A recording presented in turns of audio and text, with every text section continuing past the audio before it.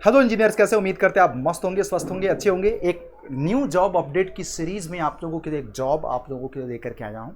ITI diploma and BTech aspirants. ऐसे तो यहाँ पे टोटल पोस्ट हमारा 38,000 से भी ज़्यादा है, बट हम देखो सभी पोस्ट को फिल्टर करके आप लोगों के लिए वही इन्फॉर्मेशन ले करके आए हैं जो आपके काम का है। तो चलिए वीडियो को शुरू करते हैं without wasting too much time.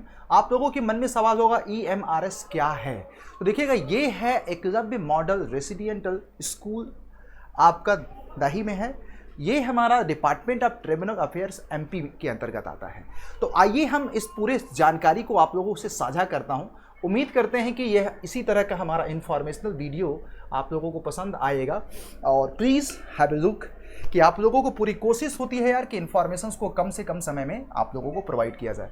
देखिएगा, यहाँ पे सबसे बड़ी बात, नेम ऑफ द पोस्ट जो आप लोगों के लिए इसमें है, इलेक्ट्रीशियन कम प्लम्बर की। नंबर ऑफ वैकेंसी हमारा 740 है। ग्रुप C की जॉब है। पेमेंट स्ट्रक्चर 19,900 का बेसिक पेमेंट है। और इसमें आपको बता दूं कि एज लिमिट मैक्सिमम हमारा 45 साल है और up to the EMRS employees के लिए 55 साल है। अब सवाल आप लोगों के मन में एक बनेगा कि इसका एजुकेशनल क्वालिफिकेशंस क्या होगा। तो एजुकेशनल क्वालिफिकेशंस आपका 10th हमारा होना चाहिए, या आपके पास ITI का सर्टिफिकेट हो, या पॉलिटेक्निक सर्टिफिकेट हो, या हायर क्वालिफिकेशंस आपका रिलेटेड ट्रेड में हो। तो यदि आप बेसिकली ITI रिस्पेक्टेड ट्रेड में कर रखे हो, या आपने डिप्लोमा कर रखा हो, या आपने बीटेक कर रखा हो, तो आप डेफिनेटली इसमें एलिजिबल हो। और इसका जो प्रोबेशन पीरियड होगा 2 साल होगा, फिर उसके बाद आपको आगे कंटिन्यू किया जाएगा। मेथड ऑफ द हमारा सिलेक्शंस होगा 100% direct recruitment filling which on the deputation basis पे। ये डायरेक्ट रिक्रूटमेंट प्रोसेस है। और in case of recruitment by the promotions और डिप्यूटेशन, ये पर्सन वर्किंग एज इतना दुनिया भर के ये सारी चीज़ें हैं, वो अलग आपका नियम है। Autonomous organisation statutory body PSUs holding analogous post processing qualifications prescribe in the column 7th for the direct recruitment. फिर आपको ARMS employees are those who are appointed as the regular pay scale for the ERMS। तो यहाँ पे कुछ rules regulation आपको बताए गए हैं। सवाल आप लोगों के मन में होगा कि इस पर्टिकुलर पोस्ट के लिए कब से फॉर्म भरा जाएगा। आपको पता चल गया एलिजिबिलिटी के बारे में, आपको पता चल गया सैलरी के बारे में, आपको पता चल गया कि नंबर ऑफ वैकेंसी के बारे में।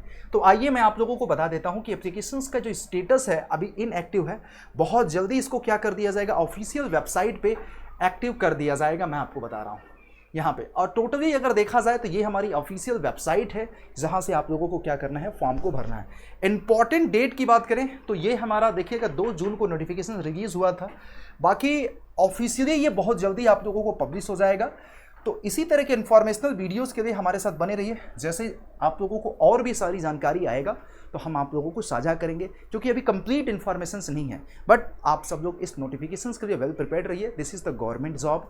तो गाइज़, इसी तरह की गवर्नमेंट जॉब की अपडेट के लिए चैनल को सब्सक्राइब करके बेल आइकन को भी दबा दीजिएगा, सो दैट आपको real time informations India level में किसी भी तरह की जॉब अगर आप लोगों को आती है तो हम आपको प्रोवाइड करा सकें। Thank you. Keep learning, keep watching. If you have any confusions, let me know in the comment section, guys. And most of the जो भी हमारे accurate eligibility होगी वो अभी इन शॉर्ट इन्फॉर्मेशंस मैंने आप लोगों को दे दिया है। बाकी जैसे भी आएगा, जैसे आप लोगों के मन में सवाल होगा कि अदर स्टेट के लोग एलिजिबल हैं कि नहीं, फाइनल ईयर के लोग एलिजिबल हैं कि नहीं, और डिप्लोमा से रिलेटेड या ITI से रिलेटेड या बीटेक के रिलेटेड अदर ब्रांच के लोग एलिजिबल हैं कि नहीं। देखो, इन्होंने तो कह दिया है कि रिलेटेड ब्रांच में अगर आपका ITI या डिप्लोमा है तो आप एलिजिबल हो, तो अदर ब्रांच के लोगों का कोई सिग्निफिकेंट ही नहीं बनता है। तो बस इतनी सी बात थी। तो थैंक यू, बाय बाय।